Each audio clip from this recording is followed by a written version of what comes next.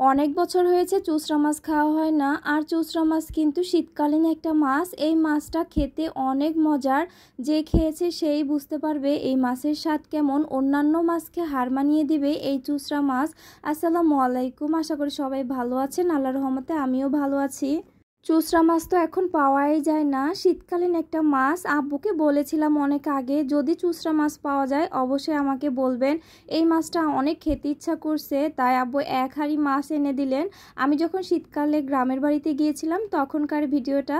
তো সবাই ভিডিওটা একটু লং হবে, তবে শেষ পর্যন্ত দেখবেন। যেসব ভাইয়েরা প্রবাসে থাকেন, যারা গ্রামমুখী হনই না কখনো, তারা এই ধরনের মাছ কিন্তু বেশি মিস করে, আমি জানি। আর ছোটবেলা থেকে আমরা কিন্তু গ্রামে বড় হয়েছি, আর গ্রামে মায়ের হাতে এই ধরনের চুলার পাশে বসে মাছ ভাজা খাওয়ার মজাই আলাদা। যারা খেয়েছেন তারাই বুঝবে এর মজা কতটুকু। তবে এই দিনগুলো আর চাইলেও ফিরে পাবো না জানি, তারপরও অনেক মিস করি দিনগুলো। পিছনে ফেলে আসা দিনগুলো আসলেই ফিরে আসবে না, তবে স্মৃতিগুলো মনে পড়লেও অনেক ভালো লাগে। এইখানে মাছ ভেজে নিচ্ছি, সাথে অনেকগুলো চিংড়ি মাছ দিয়ে দিলাম। আর চিংড়ি মাছ তো আমার মেয়ের খুবই পছন্দের, আমাদের নদীর চিংড়ি মাছ। আর সাথে রয়েছে চুচড়া মাছ। চুচড়া মাছ তো অনেক মজার বললামই, কারণ এই চুচড়া মাছ যে খায়নি সে বুঝবে না, আর যারা খাইছে তারা বারবারই খুঁজবে। আমাদের গ্রামে দেখেছি অল্প তেল দিয়ে মাটির চুলায় কিভাবে রান্না করে, একদম অল্প অল্প তেল দিয়ে কিন্তু রান্না করে গ্রামের বাড়িতে বেশিরভাগই মানুষ। আর আমিও সেই রকম অল্প তেল দিয়ে কিন্তু মাছগুলো ভেজে নিলাম, আর একটু একটু করে তেল দিয়ে দিয়েছি। আর এইভাবে মাছ ভাজলে কিন্তু মাছ ভাজাটা আরও বেশি মজা লাগে। সব সময় তেল বেশি দিলেই যে রান্না ভালো হবে তা কিন্তু নয়, অনেক সময় অল্প তেলে রান্না বান্নাও অনেক মজা হয়। আর আমাদের গ্রামের বাড়িতে বেশিরভাগ মানুষই কিন্তু অল্প তেলে কিভাবে তরকারি রান্না করে এত মজার হয়। তো এখানে আমি এখন পেঁয়াজগুলো ভেজে নিচ্ছি, সাথে কাঁচামরিচ ভেজে নিচ্ছি, পেঁয়াজের কালিও দিয়ে দিয়েছি। ও তখন তো শীতকাল ছিল, এই জন্য এগুলো পেয়েছি। তারপরে টমেটো দিলাম, একদম তাজা তাজা টমেটো, সাথে দিয়েছি রসুন বাটা, একটু জিরা বাটা।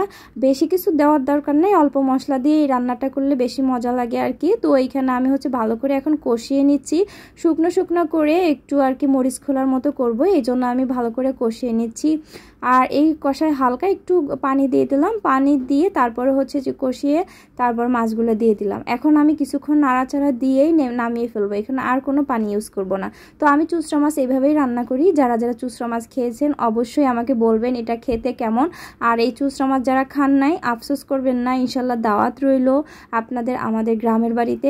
আর এই যে দেখুন, এখন চুচড়া মাছটাকে আমি একদম মরিচ খোলা করে ফেললাম। তো এই চুচড়া মাছের কালারটা কতটা দারুণ আসছে। উপর থেকে আমি কিছু ধনেপাতা দিয়ে দিলাম, আর ধনেপাতার ফ্লেভারে আরও সুন্দর একটা ফ্লেভার আসলো, আর খেতেও আরও দারুণ লাগবে।